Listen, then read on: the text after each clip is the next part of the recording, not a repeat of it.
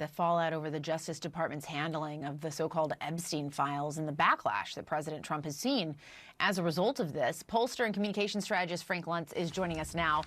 Frank, thanks so much for being here with us. This story seems to be sticking more than others, and the president seems to have less control over this narrative than he typically does. I'm curious if it's resonating with people you're talking to and why you think this might be sticking in the way that it has. Well, it's sticking because it's salacious, because everyone has heard of Epstein, and they feel that they don't want anything to do with it. This is a bad guy, did bad things, and was never really held accountable for it. That said, your second story about what's going on in Washington is a much higher priority. When we ask the question, which do you care more about? The cuts and the accountability and what's happening in Washington, or this kind of salacious, scandalous information? They will turn to the scandal because it is attractive. It catches the eye and the imagination. But what do they care about? Immigration, prices, inflation, accountability, what Washington is doing. So I urge people as they look at this to understand and appreciate that this is one of the reasons why the public is so hostile to Washington.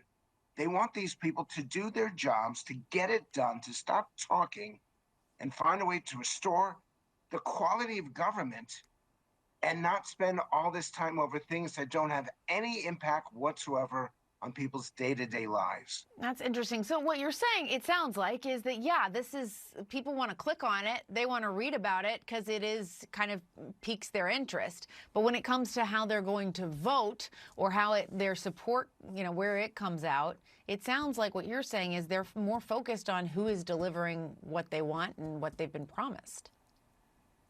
That's exactly the point. And I acknowledge that it will attract views, it'll attract eyes and attention. But it's part of why the public has said enough, all caps, exclamation point, enough.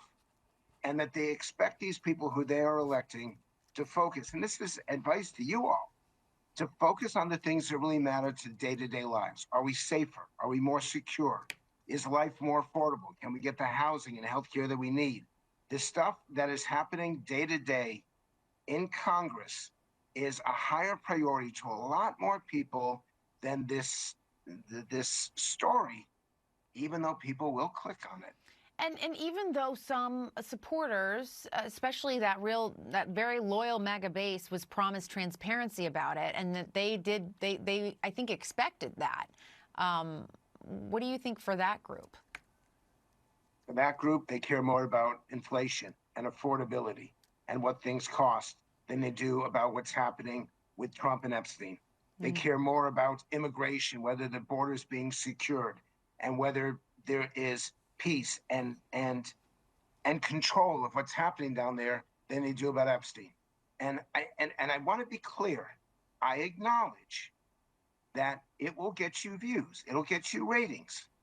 But I say to you, as someone who's been studying the American dream, studying the American condition, this is one of the major reasons why so many Americans are so negative towards government, towards institutions, and towards the future, because they don't see that people are serious and focused on getting real things done for the American people. How are they rating when it comes to those metrics, the real things, the things that they care about, this cost of living and how to get through a day? How are they evaluating the current state with Republicans now fully in control and about 6 months in? Well, the problem is that Republicans love everything. Democrats hate everything, and independents don't know what to believe. And the other problem is that these divisions are getting greater and greater as we move forward into the summer months, into the fall, where the American people believe that this administration, the Republicans believe it can do no wrong, the Democrats believe it can do no right, and quite frankly, the truth is somewhere in between that. And I'm calling on people to take a step back, to lower the decibel level, to stop trying to destroy or promote at 100%, and accept that there is no perfection, that there are things that need to be done, that need to be changed, and that they need to tell the truth. Jessica, there's one message I want to communicate right now, is that the truth matters, and it's mattered more now than ever before. If the public believes it's being told the truth, they will accept tough medicine. If they believe that they're being lied to, they will accept nothing at all. I do want to ask you before I let you go about this New York Times reporting about the Democratic National Committee's examination, this autopsy of what went wrong for them in 2024.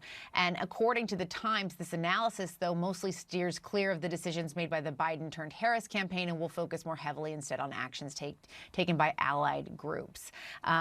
Obviously, Frank, your job is to look forward and see what people are saying now, but you were also talking to a lot of people as this was happening in real time. Do you think that the Democrats are going to learn much by not looking at these other pieces of the puzzle? They're going to learn nothing at all.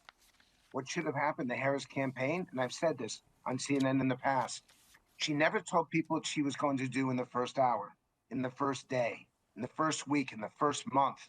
She never came clear about what her number one, number two, number three priorities were and how she was going to get it done. And in the end, inflation and affordability, you notice I keep using that word, affordability. Affordability and immigration were the number one and number two issues, and she wasn't clear about that. So you focus on these allied groups and you miss the point. The public wants you to say what you mean what you say, do what you say, and then be held accountable for what you do. And the Democrats don't seem to understand that, which is why they're in the trouble that they're in. All right, Frank Luntz, thanks so much for your time. It's good to see you. Thank you. Appreciate it.